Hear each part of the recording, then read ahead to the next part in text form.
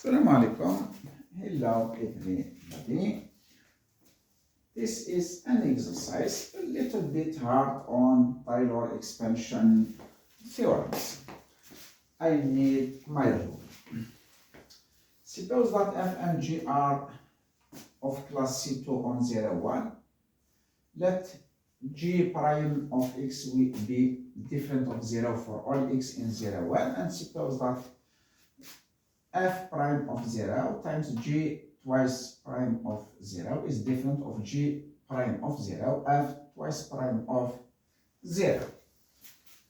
Extended mean value theorem implies that for x in 0, 1 we can find c which depends on x from 0 x such that f of x minus f of 0 over g of x minus g of 0 is equal to f prime of cx g prime of cx.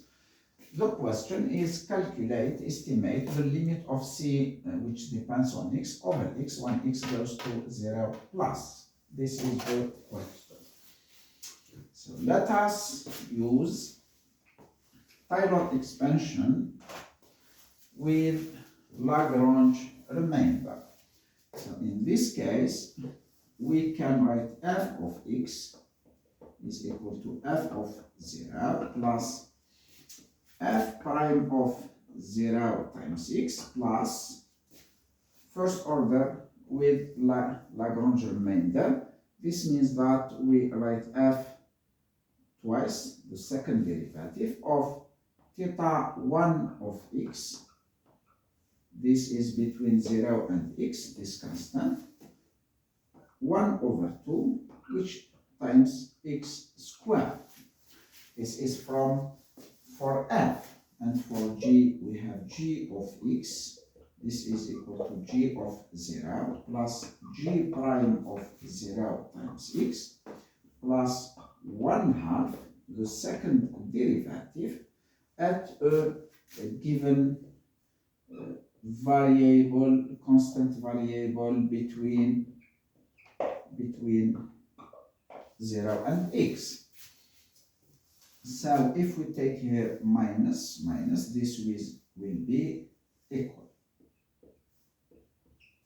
And here we have an expression for these two expressions. How about f prime?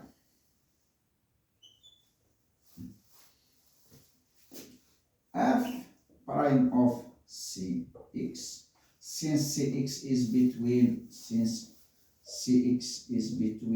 x and 0, we will apply for this function for f prime. F prime is equal to f prime at 0 plus f prime at a given variable between 0 and cx.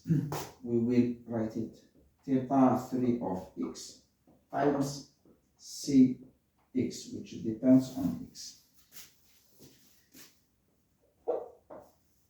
G prime of cx.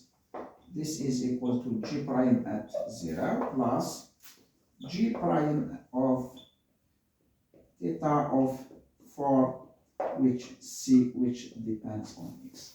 And then we will replace this difference by this one and this difference by this one, and f prime of cx by this expression and g prime of cx by this expression. I have to clean this part of the white board.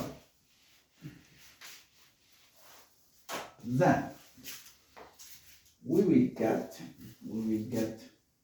f of x minus f of 0 over g of x minus g of 0 will be f prime of 0 x plus 1/2 f second derivative at t1 of x squared over f prime of g prime of 0 x plus 1/2 g second derivative at theta of x squared. This is equal to this one So f prime of 0 plus f prime of 0. So the difference between them, here we have the difference. We use here mean value theorem. F prime of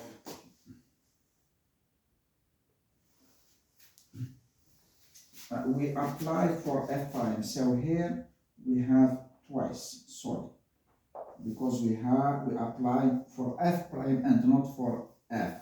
Here we apply for g prime and not for g. So we have f twice at t theta 3 of x times cx over g prime at 0 plus g twice at theta 4 of x cx. Since x is different of 0, so we can simplify with x here. Then we take the product.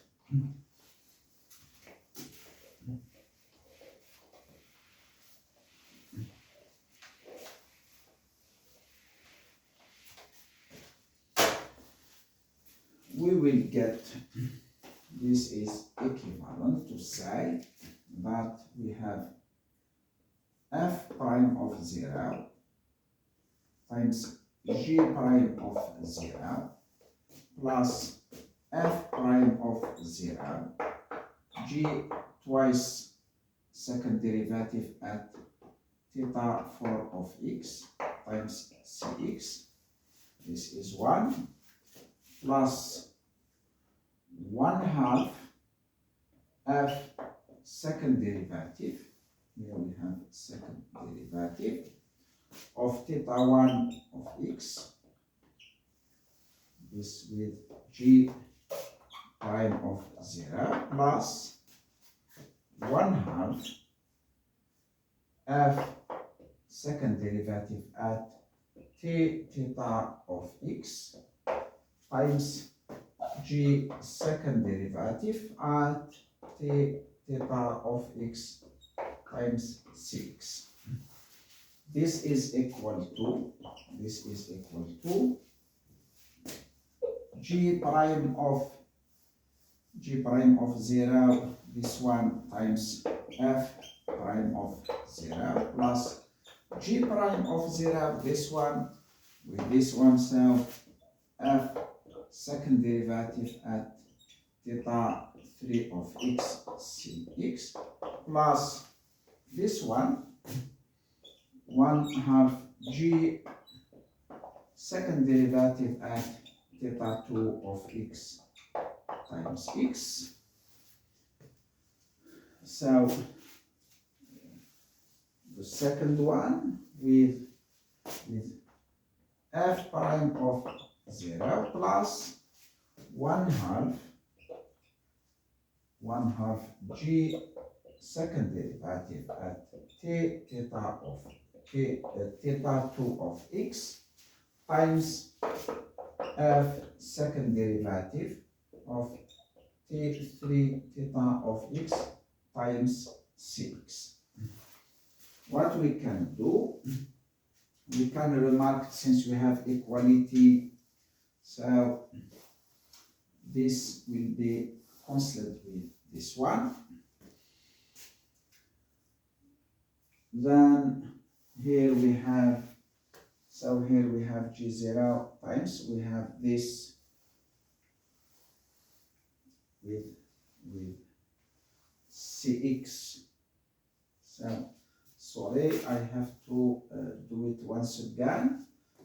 First we have this one with this one plus this one with this one, it's okay. Then this one with this one, this is okay. Then this one with this one, so here we have times x. Here we have cx times x. And for this one, it's okay. So we have g prime second derivative. It's okay. Plus this one. Plus, so this one, it's okay. This one, the second one, this one, it's okay. Then the first I take this with this. So it's, let me verify with G0, then F0, yeah. This one is like this, so the last we have Cx, and for this one we have G1 F0, F prime 0, then G0, this one it's okay, then this one with this it's okay, and the last one here we have Cx times x, here Cx times x, yeah. What we can do, if we divide by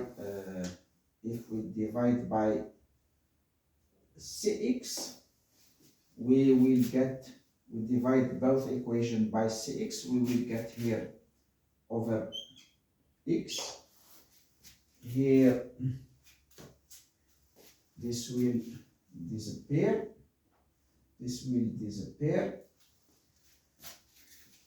This will disappear. And here we have here over x. Here the x will disappear, the second one. So for the second one, the second derivative with a prime, yeah, that is x. So it will be, it takes this form. Then we take this from side, it will be f prime of 0, g twice of theta 4 of x, for theta, minus this one g prime of 0, f second derivative of 3x, all this times cx over x. This is will be equal to 1/2 times, so this with this, so f twice of theta 1 of x, g prime of 0, minus this one, g, the second derivative of theta 2 of x, times f prime of 0, plus 1/2 of this, minus 1/2 of this. So here we have the first one, which is multiplied by cx, minus the second one times cx. When x goes to 0, this goes to 0, so this tends to the 0, this second also, and here we will get here 0. We will get here 0. Since theta 4 of x is less than x, when x goes to 0, this goes to 0 too. Here we will get 0, and here we will get 0, and here 0. Since we suppose already that f prime g twice of 0 minus g prime of f twice of 0, this is different of 0, then we can simplify. When x goes to 0, this we can simplify them since they are different of 0, and the result is the limit of c of x over x when x goes to 0 is equal to 1/2. It's a little bit not perfect, but this is the final solution.